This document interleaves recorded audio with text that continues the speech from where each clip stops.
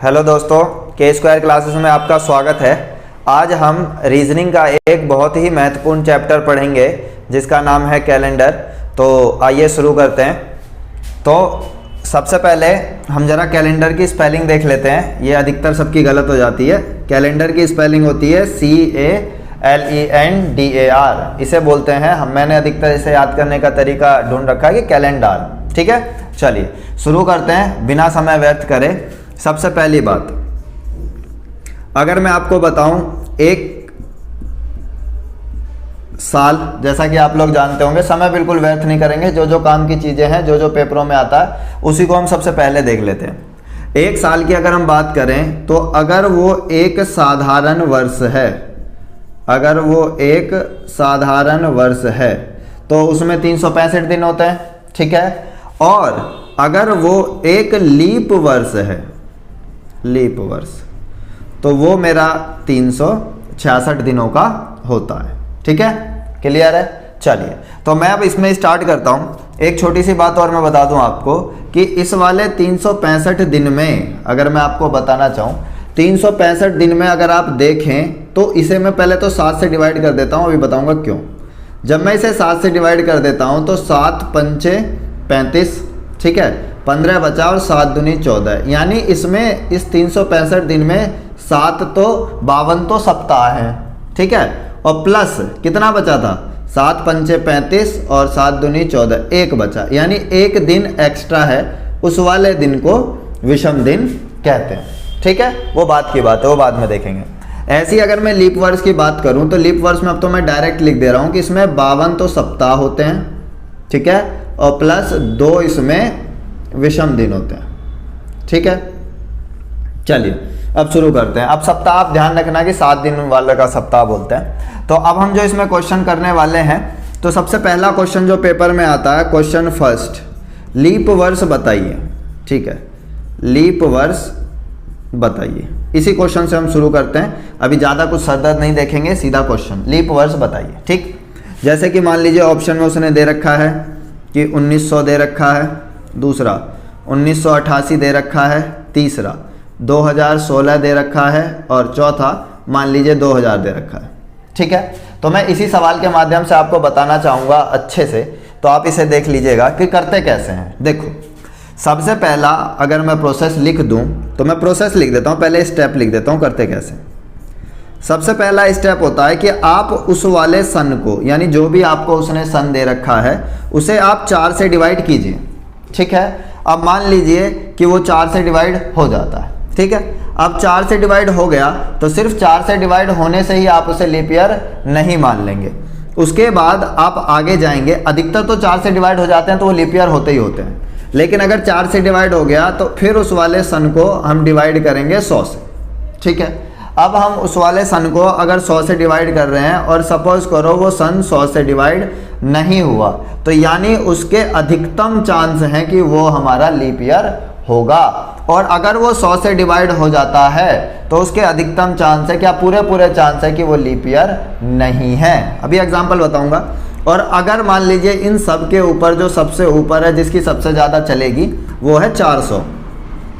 अगर वो 4 से डिवाइड हो गया सपोज करो, और वो 100 से भी डिवाइड हो गया, आगे जाके अगर वो 4 से भी डिवाइड हो गया तो वो आंसर है, वो लीप ईयर है। अगर मान लो वो 4 से डिवाइड हो गया, 100 से डिवाइड नहीं हुआ तो लीप ईयर है। आगे जाके अगर वो 4 से डिवाइड हो भी जाता है, नहीं हो जाता, तो उसको नहीं देखते हैं, यहीं पर इसे मान लेते हैं हम लीप ईयर है। ठीक है, चलो मैं आपको एग्जाम्पल से बताता हूँ। क्लियर है ये वाली बात? अब इसे देखो अच्छे से।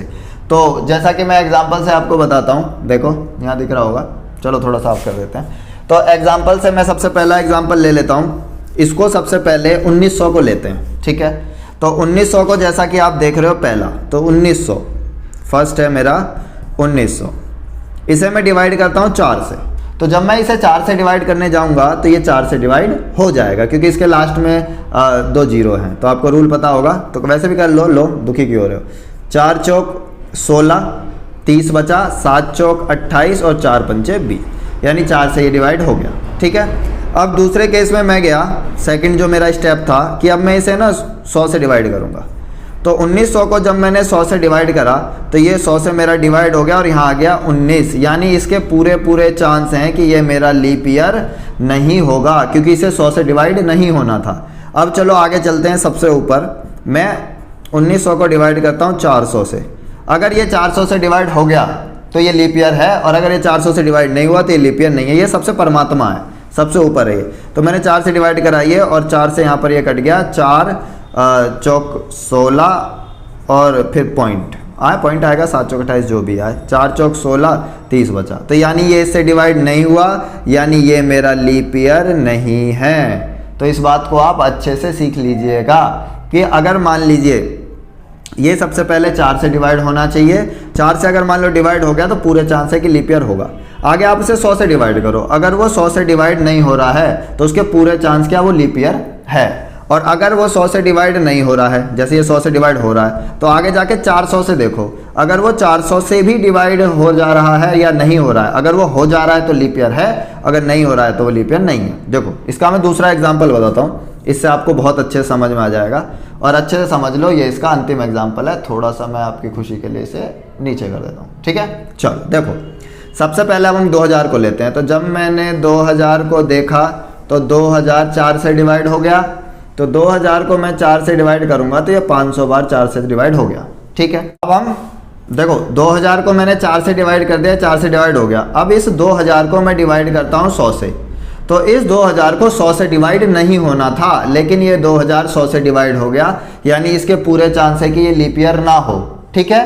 लेकिन जब मैं तीसरे वाले स्टेप पे गया, 2000 को जब मैंने 400 से डिवाइड कर दिया तो 2000 मेरा 400 से सुंदर सा डिवाइड हो गया, यानी 400 सबसे ऊपर है, हायर अथॉरिटी है। अगर इससे कोई चीज़ डिवाइड हो गई तो वो गारंटेड लीप ईयर है, यानी 2000 भी मेरा लीप ईयर है, ठीक है। आपको समझ में आ गया होगा। फिर से मैं रिपीट कर देता हूँ। सबसे पहले आपको उसको डिवाइड करना है 4 से, 4 से डिवाइड हो गया तो चांस है कि वो लीप ईयर होगा। फिर उसके बाद आपको उसे डिवाइड करना है 100 से, अगर वो 100 से डिवाइड नहीं हुआ यानी वो गारंटेड लीप ईयर है। अब बाय चांस वो 100 से डिवाइड हो जाता है तो उसके लीप ईयर होने के चांस फिर घट जाते हैं। फिर उसे आप 400 से डिवाइड करो, अगर 400 से डिवाइड नहीं हो रहा है तो लीप ईयर नहीं है, वैसे 100 से ही पता चल गया था। और अगर 400 से डिवाइड हो रहा है तो वो मेरा लीप ईयर है, ठीक है। अगर वो 100 से डिवाइड हो या ना हो फिर भी, ठीक है। क्लियर है। आप इन एग्जाम्पलों को फिर से आप वीडियो पीछे करके देख लेना, ठीक है। चलो आगे बढ़ते हैं। चलिए अब आगे मैं आपको इसमें विषम दिन निकालने बताता हूं कि विषम दिन कैसे निकालते हैं, ठीक है। बहुत सारे क्वेश्चन आते हैं। क्वेश्चन क्या आता है, मैं क्वेश्चन ही लिख देता हूं। क्वेश्चन आएगा कि 100 वर्षों में विषम दिन बताओ, 100 वर्षों में विषम दिन बताओ। तो ये निकालने का क्या तरीका होता है, देखो सबसे पहले आप एक बात ध्यान रखना, जो साधारण वर्ष होता है उसमें एक विषम दिन होता है, और जो लीप वर्ष होता है उसमें 2 विषम दिन होते हैं। साफ साफ आपको दिखाई दे रहा होगा, ठीक है। अब मैं यहाँ मानता हूँ 100 वर्षों में आपसे विषम दिन पूछ रहा है, तो आप क्या करोगे, सबसे पहले इस 100 वर्ष में देखोगे कि 100 वर्ष में कितने लीप ईयर हैं कितने नहीं है। तो जब इस 100 को मैं 4 से डिवाइड करूंगा तो यहाँ पर 25 बचेंगे, तो 25 लीप ईयर इसमें नहीं होंगे, ठीक है, क्योंकि लास्ट वाला लीप ईयर उसमें होगा कि नहीं होगा उसे कंफर्म नहीं करते, तो हम इसे मानेंगे कि यहाँ पर 24 हमेशा कम, ठीक है। अगर ये पूरा पूरा डिवाइड हो जाता है तो हमेशा एक कम मानेंगे। तो ये 4 से डिवाइड होगा तो इसे मानेंगे 25, तो यहाँ पर लीप ईयर है। लीप ईयर समझते हो ना कि 4 के कितने जोड़े हैं इसमें, तो ये चूंकि पूरा पूरा डिवाइड हो रहा था इसे कम मान लेंगे, तो ये आ गया हमारा 24 लीप ईयर। अगर 100 वर्षों में 24 लीप ईयर है तो साधारण वर्ष कितने बचे, 76 साधारण वर्ष बचे, साधारण, ठीक है। अब 76 बचे साधारण वर्ष और 24 बचे लीप वर्ष, तो मैं इसमें डेज देख लेता हूं। तो 76 साधारण जो वर्ष होते हैं उसमें 2 विषम दिन होते हैं, तो गुणा 2 है ना, और प्लस 24 लीप वर्ष में कितने विषम दिन होते हैं, उल्टा हो गया। साधारण जो वर्ष होते हैं उसमें 1 विषम दिन होता है, और जो लीप ईयर होते हैं उसमें 2 विषम दिन होते हैं, ठीक है, लिख दिया। अब मैं इसे लिखता हूँ 76 एकम 76 प्लस 24 दूनी 48, ठीक है। 24 और इसको मैं जोड़ूंगा तो ये हो जाएगा 8 6 14 124 दिन। अब आप विषम दिन कैसे निकालते हो बाहर, आप उसमें से 7 के जोड़े हटा लेते हो। तो जब मैं इसे 7 से डिवाइड करूंगा तो 7 से डिवाइड करने पे कितना आएगा, 7 एकम 7 54 बचा, और 7 7 49। यहाँ पर ये पूरा पूरा कट गया, शेषफल लिखना होता है हमेशा, तो ये कट गया, तो शेष कितना बचा, शेष बचा है 5 दिन, दिखाई दे रहा है। तो शेष बचा कितना है, 5 दिन। तो यानी 100 वर्षों में कितने विषम दिन होते हैं, 5 दिन। ये बात आप याद रखिएगा, ठीक है, समझ में आया, हमेशा याद रखिएगा। तो थोड़ा सा मैं एक छोटी सी बात यहाँ पर लिख देता हूँ, आप अच्छे से देख लो। तो 100 वर्षों में होते हैं 5 विषम दिन। अगर इसी को मैं थोड़ा सा आगे बढ़ाऊं, अगर मान के चलो यहाँ पर 200 वर्ष आ जाते, ठीक है, यहाँ पर लिखे होते 200 वर्ष, तो आप इसे आराम से निकाल लीजिएगा। 200 वर्षों में मैं डायरेक्ट बता देता हूँ, 200 वर्षों में होते हैं 3 दिन विषम होते हैं वहाँ पर, ठीक है, याद रहेगा। 200 वर्षों में होते हैं 3 दिन।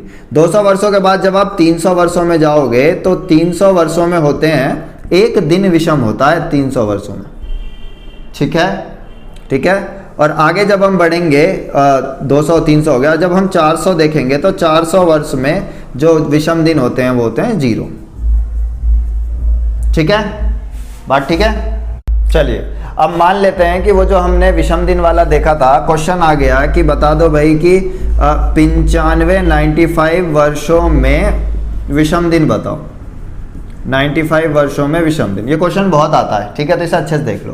तो 95 वर्षों में विषम दिन अगर हम देखें तो सबसे पहले 95 को हम 4 से डिवाइड करने जाएंगे। तो 95 को अगर हम 4 से डिवाइड करेंगे तो कितना बचेगा, 4 2 जा 8 15 एंड 4 3 जा 12, यानी इसमें कितने हमारे लीप वर्ष हो गए, 23 तो हो गए हमारे लीप वर्ष, ठीक है। और प्लस बचे कितने, अगर मैं 95 में 23 घटा दूं तो ये डेज बचे हैं 2 और 7, 72 बचे हैं साधारण, ठीक है। अब 72 बचे हैं साधारण और 23 बचे हैं लीप वर्ष। तो लीप वर्ष में जैसा कि जानते हो 2 विषम दिन और इसमें 1 विषम दिन, तो 72 एकम 72 प्लस 3 दूनी 6 और 2 दूनी 4, तो 72 प्लस 74 हो गया, ठीक है। यानी कितने हो गए ये 72 और 74 को अगर आप ऐड कर दोगे तो 6 और 2 8 7 4 11, यानी 111 हो गया। अब इस 111 में से मैं इसे 7 से डिवाइड करके निकाल लेता हूँ कि कितने दिन बचेंगे। आपको हमेशा यहाँ पर शेषफल लिखना है। तो मैं जब 118 को 7 से डिवाइड करूँगा तो 7 एकम 7 48 बचा और 7 6 42, ठीक है, कितना बचा 6 बचा ना, यानी विषम दिन है इसमें 6, ठीक है, समझ में आया। ये बहुत आता है क्वेश्चन। तो अब हम जरा आगे बढ़ते हैं, तो हम आगे अपना टॉपिक पढ़ते हैं जो इस वाली वीडियो का लास्ट टॉपिक है। हम पार्ट में डिवाइड करके पढ़ेंगे, ये पार्ट 1 है जिसमें हम 3 टॉपिक पढ़ेंगे, फिर पार्ट 2 में हम अगले टॉपिक पढ़ेंगे जो कैलेंडर के आते हैं। चलिए, तो इस वाले टॉपिक में मैं लास्ट आज आपको पढ़ा दे रहा हूँ कैलेंडर रिपीट, कि कैलेंडर रिपीट कब कब होता है, तो आप इसे अच्छे से देख लीजिएगा। इसकी एक सबसे छोटी सी ट्रिक है, मैं सबसे पहले आपको उसे ही बता देता हूँ। मान के चलो कि जैसे 2012 है, ठीक है, तो 2012 एक लीप ईयर है, तो जो लीप ईयर है उसका कैलेंडर रिपीट होगा आज से 28 साल बाद, ठीक है, यानी आप इसमें 28 साल जोड़ देते हो, यानी 2040 में 2012 का कैलेंडर रिपीट होगा, ठीक है, जो लीप ईयर होते हैं। लीप ईयर से जब आप एक आगे का देखना चाहोगे कि 2013 का कब रिपीट होगा, तो आप इसमें 6 जोड़ दो, यानी 2019 में 2013 का रिपीट होगा, ठीक है। और अगर आप मान लो देखना चाहते हो 2011 का, तो आप क्या करो कि 2011 में जोड़ दो 11 ही, ठीक है, ये नहीं कि यहाँ पर 11 आ रहा है, ऐसा नहीं, लीप ईयर के जो पहले है उसमें आपको 11 जोड़ना है, तो ये कितना आ जाएगा, यानी 2022, यानी 2011 का जो कैलेंडर रिपीट हुआ होगा वो 2022 में रिपीट होगा, ठीक है। अब ये तो ट्रिक हो गई कि लीप ईयर में जोड़ना है 28 और लीप ईयर के बाद वाले में जोड़ना है 6 और लीप ईयर के पहले वाले में जोड़ना है 11, ठीक है। अब मैं इसमें आपको एक महत्वपूर्ण चीज़ बता देता हूँ कि ये होता कैसे, ठीक है, ये आप याद कर लोगे, मैं मानता हूँ। अब आपको मैं इसमें महत्वपूर्ण चीज़ बताता हूँ, उसे देखो ये होता कैसे।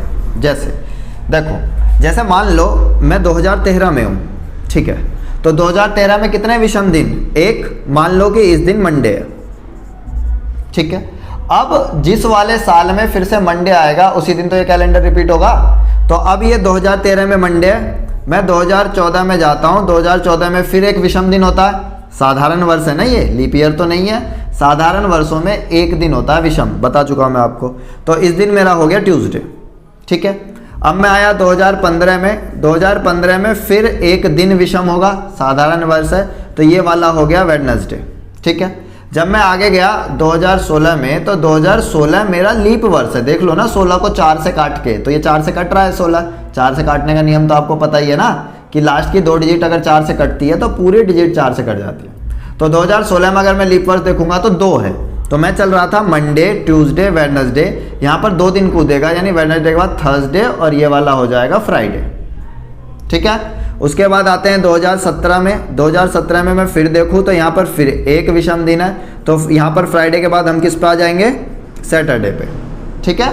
उसके बाद हम थोड़ा सा आगे बढ़े 2018 में आए, तो ये भी एक ही विषम दिन होगा यहाँ, और यहाँ पर हो गया हमारा संडे, ठीक है। जैसे ही मैं 2019 पे जाऊंगा तो एक विषम दिन के साथ यहाँ पर आ जाएगा मंडे, यानी ये देख लो 2019 में रिपीट हो रहा है 2013 का कैलेंडर। और मैंने आपको इसकी ट्रिक भी बताई थी कि चूंकि देख रहे हो ये लीप ईयर के बाद वाला है, तो यानी 2013 लीप ईयर के बाद वाला है, तो इसमें आप 6 जोड़ के भी डायरेक्ट निकाल सकते हो कि कब ये रिपीट होगा, ठीक है। चलिए, तो आप इसको प्रैक्टिस कर लीजिएगा अच्छे से, किसी भी लीप ईयर के पहले या बाद में आप उसे चेक कर लीजिएगा, इसका आंसर सही आता है, ठीक है। तो आज जो हमने तीनों चीज़ें पढ़ी उसका आप अच्छे से रिवीजन कर लीजिएगा, उसकी अच्छे से प्रैक्टिस कर लीजिएगा। अगर इन तीनों चीज़ों में से किसी में भी आपको किसी प्रकार की दिक्कत होती है तो आप कमेंट में मुझे आकर बताएं, अगले वीडियो में मैं उसका सॉल्यूशन या उसके क्वेश्चन मैं आपको बता दूंगा, ठीक है। तो अगले वीडियो में हम पढ़ेंगे कि कौन सी तारीख को कौन सा वाला दिन है, या इतने तारीख को अगर ये वाला दिन है तो इस तारीख को कौन सा वाला दिन होगा, और जो जो हमारे कैलेंडर के क्वेश्चन आते हैं, ठीक है। चलिए, तो अंत में बस मैं इतना कहना चाहूँगा, धन्यवाद। आप लोगों का समय शुभ हो, हंसते रहो, मुस्कुराते रहो और पढ़ते रहो। धन्यवाद।